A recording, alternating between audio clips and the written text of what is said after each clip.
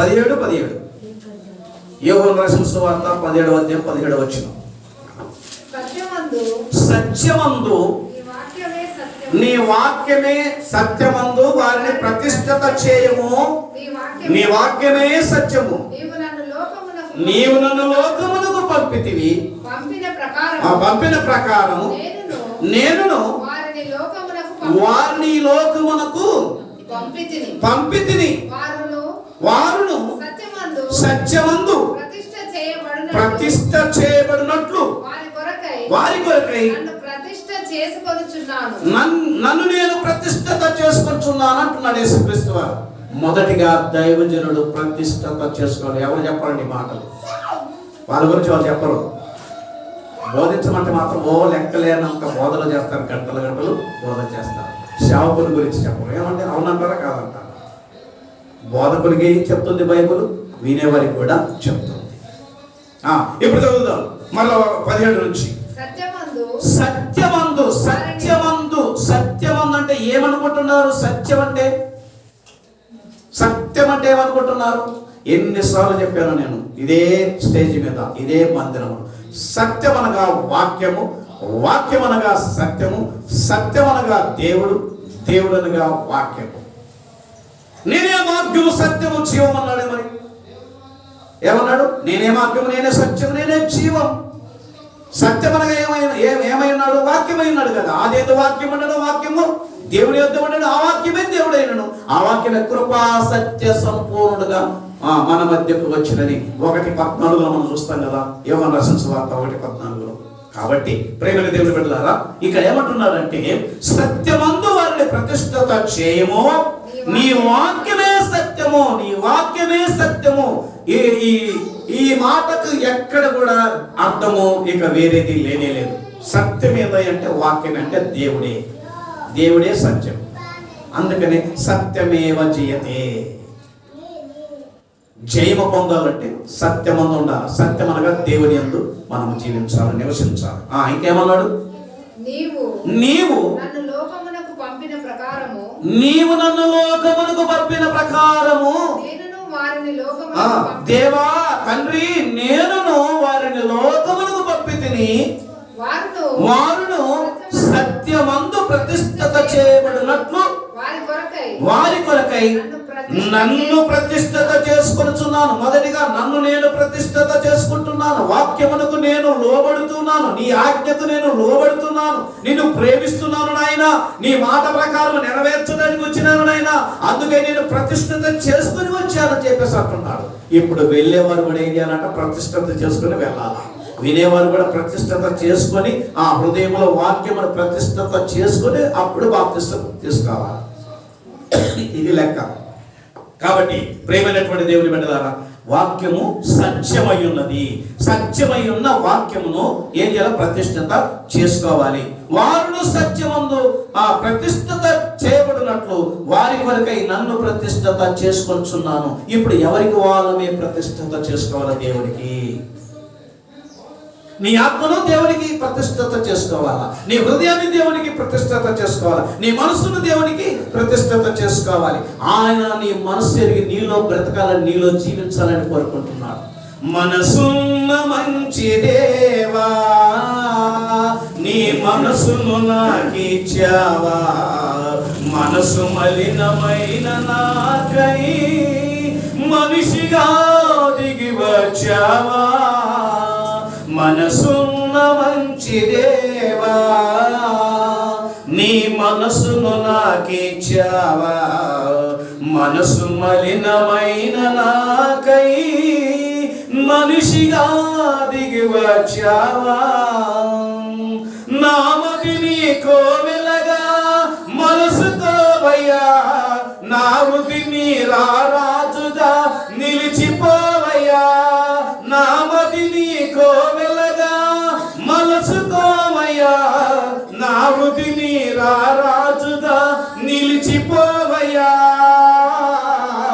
మనసున్న మంచి దేవా నీ మనసును నాకిచ్చావా, మనసు మలినమైన నాకై మనిషిగా దిగి వచ్చావా. వచ్చావా.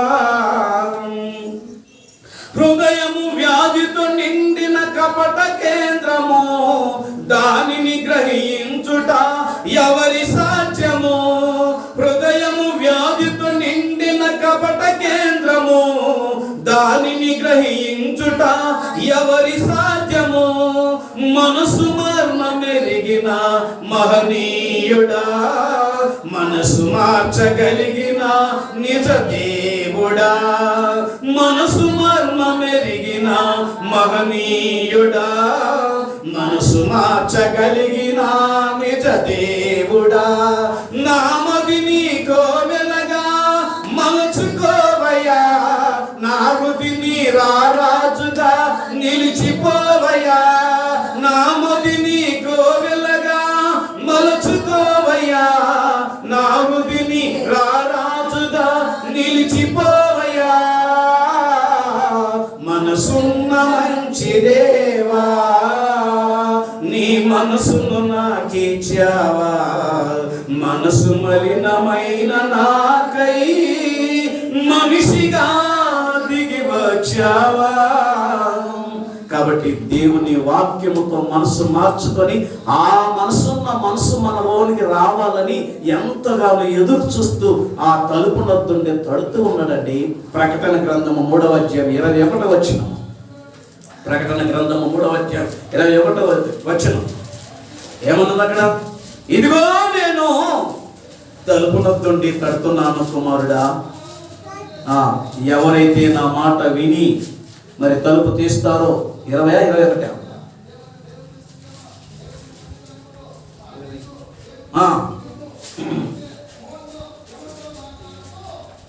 20 వచనం. ప్రకటన 3:20. ఇదిగో నేను తలుపు నొద్ద నిలుచుండి తట్టుచూ ఉన్నాను.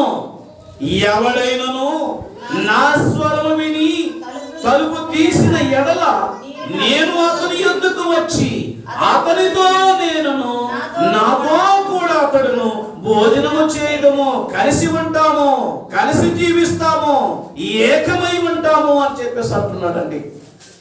మరి నూతన సంవత్సరంలో నేను ఆ ద్వారాలు తీద్దామా? ఈ నూతన సంవత్సరంలో దేవుని కోసం బ్రతకాలని ప్రతిష్ఠత చేసుకున్నాము. నేను ముందుగా ప్రతిష్ఠత చేసుకున్నాను, మీరు కూడా ప్రతిష్ఠత చేసుకోవాలి వాక్యముతో చెప్పేసి అన్నాడు కదా శిష్యులతోటి. ఇప్పుడు మనమందరము కూడా దేవుని శిష్యులము, ఆయన ప్రియులము, ఆయన కుమారులము, కుమార్తెలము, ఆయన సంఘము. కనుక మానవలసి లేని వారితో చెప్తున్న మాట ఏంటంటే, ఆయన తడుతున్నాడట, తలుపు తడుతూ ఉన్నాడు. ఎవరైతే అనగా వాక్యముతో హెచ్చరిస్తున్నాడు, వాక్యముతో మాట్లాడుతున్నాడు, వాక్యముతో హెచ్చరిస్తున్నాడు. ఈ హెచ్చరిక, ఈ మాట, ఈ సువార్త ఎవరైతే అంగీకరిస్తారో, ప్రేమిస్తారో, లోబడతారో వారు ద్వారము తెరవబడుతుంది, వారి ద్వారము తెరవబడుతుంది. 16వ అధ్యాయం 8వ వచనములు 18వ వచనములు చూడండి. ప్రకటన అపోస్తల కార్యములు ఒక స్త్రీ యొక్క మరి జీవితం మార్చబడుతున్నట్టుగా చూస్తున్న 14వ వచనములు చూడండి. 16-14 అపోస్తల కార్యములు.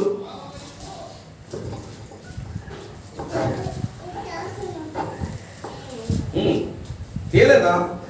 119 తప్పేసి నేను అప్పుడే చెప్పగానే తీసేసిన. అప్పుడు లూదియాయను దైవభక్తి గలవక స్త్రీ వినుచుండెను.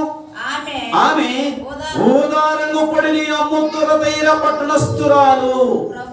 ప్రభు ఆమె హృదయమును తెరచెను.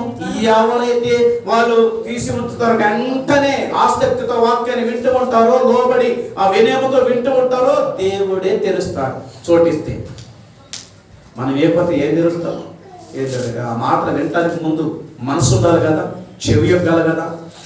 పౌలు గారు చెప్తున్న బోధను విన్నదంట ఆమె దైవభక్తి గల స్త్రీయే. మరి ఎందుకు ఆమెకు మారు మనసు, ఎందుకు ఆమెకు మరలా ఈ హృదయం తెరవబడింది అంటే, ఎంతవరకు నామకార్థంగా జీవించింది, ఎంతవరకు దేవుని యొక్క నామమును మరి ఉన్నానులే అనుకుంటుంది, నేను ప్రార్థన చేస్తున్నానులే అనుకుంటుంది, నేను భక్తి చేస్తున్నాను కదా అనుకుంటుందే కానీ అసలు శిశులైన హృదయాన్ని మాత్రం దూరంగా ఉంది.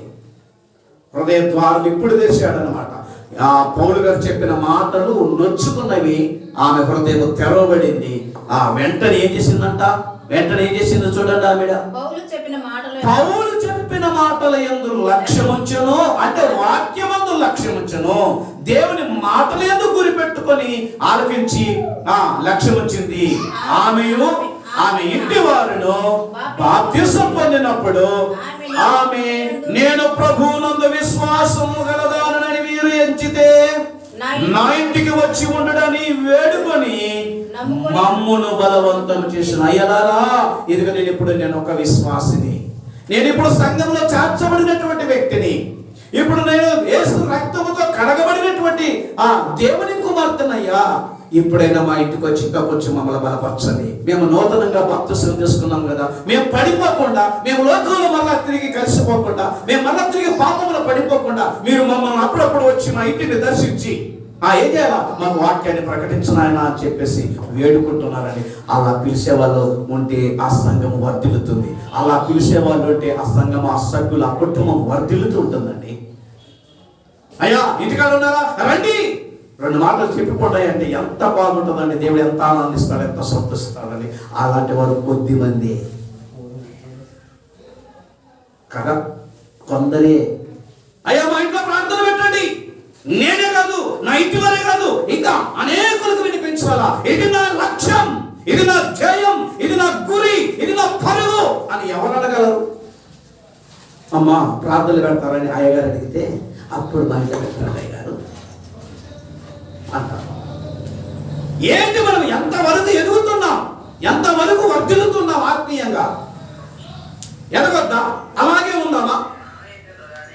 కాబట్టి మనము దేవుని చిత్తానికి లోబడి దేవుని యొక్క అడుగుజాడల్లో నడవాలని చెప్పేసి దైవ గ్రంథం మనకి ఇక్కడ చివరి మాటగా చూసుకొని ముగించుకుందాం. మనము చివరి మాటగా చూసుకొని ముగించుకుందాము. 17:3 కూడా చూడండి. యోహాను రాసిన సువార్త 17:3 ఏమనుంది? ముగిస్తాం.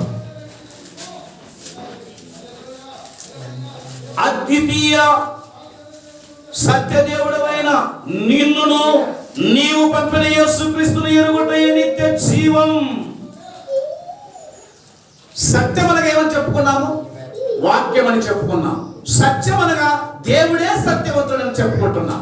ఇది ఎక్కడ కూడా యేసు ప్రభు కూడా అదే సెలవిస్తున్నారు. అద్వితీయ సత్యదేవుడైన నిన్నును నీవు పంపిన యేసుక్రీస్తును ఎరుగుటయే నిత్య జీవము చేయుటకు నీవు నాకు ఇచ్చిన పని నేను సంపూర్ణంగా నెరవేర్చి భూమి మీద నేను మహిమపరచుకుని. దేవుని మహిమపరిచే వారముగా మనం బ్రతకాలి, దేవుని ఆరాధించే వారికి మనం జీవించాలి, దేవునిలోనే మనము బ్రతకాలి, దేవునితోని సహవాసం చేస్తూ ఉండాలి. అందుకనే సంఘములో చేర్చబడిన వారు అపోస్తల బోధ యందును సహవాసమును రొట్టె విరుచు యందును ప్రార్థన చేయటందును తెగక ఉంటూ ఆరాధన చేస్తూ దేవుని మహిమపరుస్తూ ఉండాలని చెప్పేసి లేఖన భాగాలు మనకు సెలవిస్తున్నాయి. ఉన్నామా మనము? ఈ నూతన సంవత్సరంలోనైనా మనం ఒక తీర్మానం చేసుకొని, ఈ నూతన సంవత్సరంలో మరి ఈ పరుగు పందెంలో నేను ఖచ్చితంగా పరిగెత్తాలి. ప్రతి ఆదివారం మన దేవుని సన్నిధికి ఎన్ని ఆటంకాలు వచ్చినా, ఎన్ని పనులు ఉన్నా, ఎంత పని ఉన్నా కూడా నేను దేవుని సన్నిధిలో గడపాలి అనేటువంటి ఒక తీర్మానం చేసుకుని నువ్వు క్రైస్తవునిగా జీవించగలవా, క్రైస్తవరాలుగా ఉండగలవా అని ఎదుట ప్రేమైన దేవుని పిల్లల ప్రేమైనటువంటి దేవుని సంఘమా, ఇది దేవుని మాట, ఇది దేవుని పాట, ఇది దేవుని మార్గము, పరలోకానికి నిత్య జీవం ఇచ్చేటువంటి మార్గం. నీ ఆత్మకు నిత్య జీవం. యేసుక్రీస్తుని ఎరిగావు, అనుసరిస్తున్నావా? యేసుక్రీస్తుని ఎరిగావు, ప్రకటిస్తున్నావా?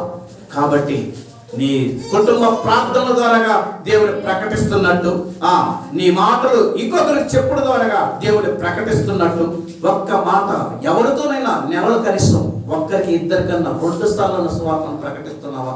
ఈ 4 వారాలు విన్నటువంటి వాక్య భాగంలో నుంచి ఒక్క మాటను ఒక్కరికైనా ప్రకటిస్తున్నామా? కనీసం భర్తకైనా తెలియజేస్తున్నామా? కనీసం భార్యకైనా చెప్తున్నామా? కనీసం పిల్లలకైనా బోధిస్తున్నామా? మనం ఒకసారి నెమరు వేసుకోవాలి. బంధువులకు బోధిస్తున్నామా? ఏమి చేయకుండా ఉంటే ఎలాగ పోతాం పరలోకానికి? ఆయన ఏమన్నాడు?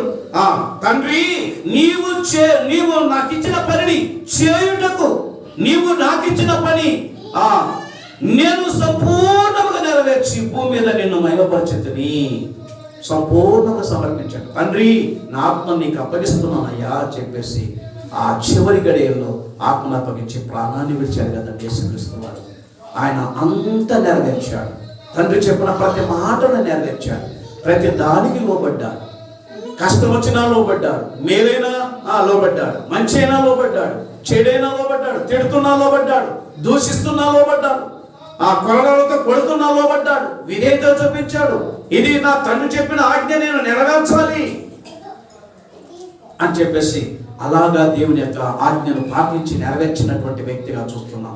ఆ యేసుక్రీస్తును మనం సాదృశ్యంగా ఉంచుకొని మన జీవితాల్లో ఆయన చేర్చుకొని హృదయ ద్వారములు తెరిచి మనసారా ఆయనను అనుసరించినట్టయితే నిత్య జీవనం మనం చూస్తాం. దేవుడి మాటలు దీవించునుగాక.